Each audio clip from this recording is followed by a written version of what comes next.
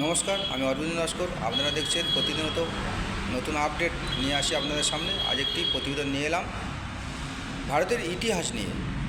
এই ভারতবর্ষ বিশাল ভারতবর্ষ ছিল। মোহাম্মদ আলী জিন্নাহ ভারত যখন স্বাধীন হয় তার আগে ইংরেজদের সঙ্গে ষড়যন্ত্র করে তারা বলল, আমরা মুসলমান রাষ্ট্র হিসাবে নতুন দেশ গঠন করতে চাই, আমাদের সুযোগ সুবিধা দিচ্ছে না হিন্দুদের মধ্যে আমরা থাকবো না। তাই মোহাম্মদ আলী জিন্নাহ প্রধানমন্ত্রী হওয়ার লোভে এবং জওহরলাল নেহরু ভারতবর্ষের প্রধানমন্ত্রী হবার লোভে এই দেশটি ইংরেজের সঙ্গে ষড়যন্ত্র করে ভাগ করে দিল।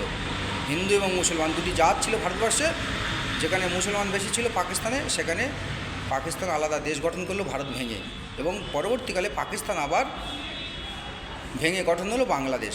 তারা যদি জাত হিসাবে ধর্ম হিসাবে মুসলিম রাষ্ট্র সংবিধানে লিখতে পারে, তাহলে ভারতবর্ষের সংবিধানে এখনও পর্যন্ত 70% হিন্দু আছে, 30% মুসলিম আছে, অন্যান্য খ্রিস্টান, জৈন, বৌদ্ধ সব ধর্মের মানুষ যেরকম পাকিস্তানে আছে, বাংলাদেশে আছে, ভারতেও থাকবে।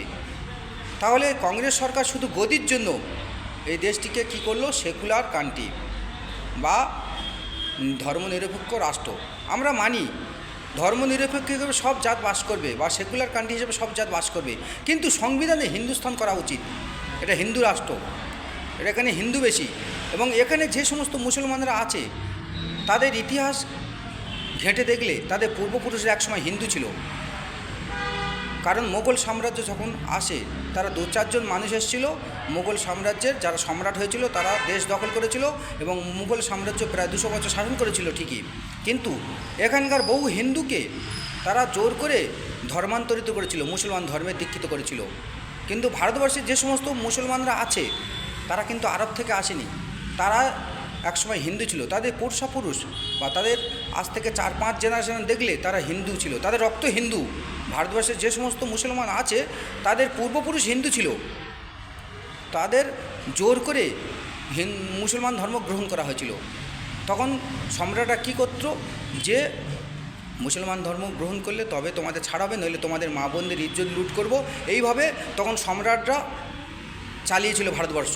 ইতিহাস আমরা পড়ে দেখেছি।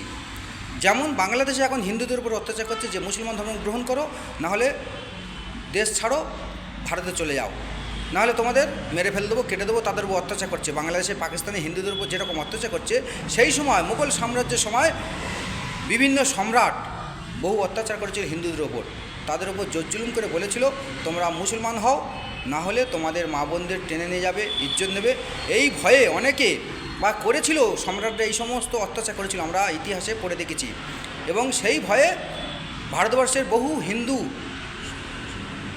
তখন মুসলিম ধর্ম গ্রহণ করেছিল, নিজের সংসারকে বাঁচাতে, নিজের মা বোনদের ইজ্জত বাঁচাতে। মুসলিম থেকে হিন্দু থেকে মুসলিম হয়েছিল।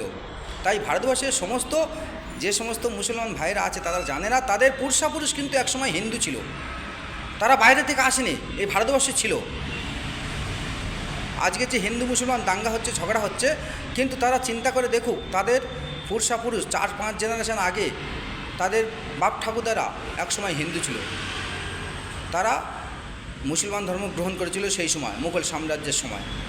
তাই ভারতবর্ষের মুসলমানরা কিন্তু আমাদের ভাই, হিন্দুদের ভাই, কারণ তাদের জেনারেশান ইতিহাস ঘেঁটে দেখলে যে তাদের রক্ত আমাদের রক্ত একই, কিন্তু প্রত্যেকটা মানুষের রক্ত একই, কিন্তু আজ জাত হিসাবে ভাগ হয়েছে। কিন্তু ভাগ হোক, তাহলে এই ভারতবর্ষ হিন্দুস্তান হলো না কেন? কংগ্রেস সরকার শুধু গদি বাঁচানোর জন্য এই সমস্ত কাণ্ড করে গেছিল, যে বিশেষ করে জওহরলাল নেহরু, গান্ধীজি এর জন্য দায়ী। তাহলে সমস্ত ধর্মের মানুষ থাকুক, কিন্তু আমরা বর্তমানে যে সরকার দেশ চালাচ্ছে তার কাছে অনুরোধ করছি, সমস্ত কাজ আপনি ভালো করছেন, কিন্তু সংবিধানে এই ভারতবর্ষে হিন্দুস্থান করা উচিত।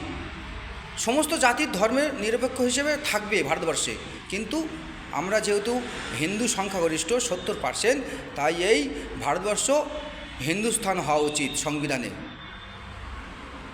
তো দর্শক, আপনাদের মতামত কমেন্ট বক্সে জানাবেন। কংগ্রেস সরকার চক্রান্ত করে এগুলো করেনি, কারণ সেই সময় মুসলমানরা যদি আলাদা দেশ হিসাবে পাকিস্তান গঠন করতে পারে, বাংলাদেশ গঠন করতে পারে, তারা বলছে পাকিস্তান মুসলিম রাষ্ট্র, বাংলাদেশ মুসলিম রাষ্ট্র সংবিধানে, সেখানে হিন্দু আছে, বাংলাদেশে হিন্দু আছে, পাকিস্তানেও হিন্দু আছে, অন্য ধর্মের মানুষ আছে, সেরকম ভারতবর্ষে সব ধর্মের মানুষ থাকবে। কিন্তু সংবিধানে হিন্দুস্তান করা উচিত।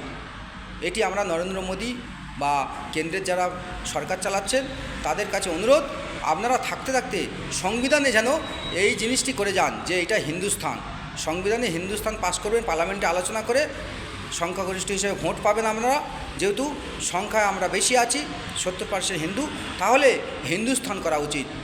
সেদিন আমরা খুশি হব। যেটা হিন্দু বেশি থেকেও কেন হিন্দুস্তান হলো না?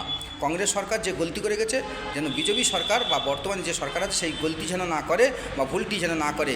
তারা থাকতে থাকতে পার্লামেন্টে পাস করুক যে এইটা হিন্দুস্তান, এখানে সব ধর্মের মানুষ থাকবে কিন্তু এটা হিন্দুস্তান, সবাই মিলেমিশে হিন্দু মুসলমান খ্রিস্ট জৈন যেরকম মিলেমিশে আছে থাকবে, কিন্তু সংবিধানে হিন্দুস্তান করতে হবে। যেরকম পাকিস্তান মুসলিম রাষ্ট্র করেছে, বাংলাদেশ মুসলিম রাষ্ট্র করেছে, তাহলে ভারতবর্ষ হিন্দুস্তান হিসাবে পরিচিত, ওয়ার্ল্ডের সবাই জানে যে এটা হিন্দুস্তান, হিন্দুরা বাস করে, তাই সংবিধানে হিন্দুস্তান করতে হবে।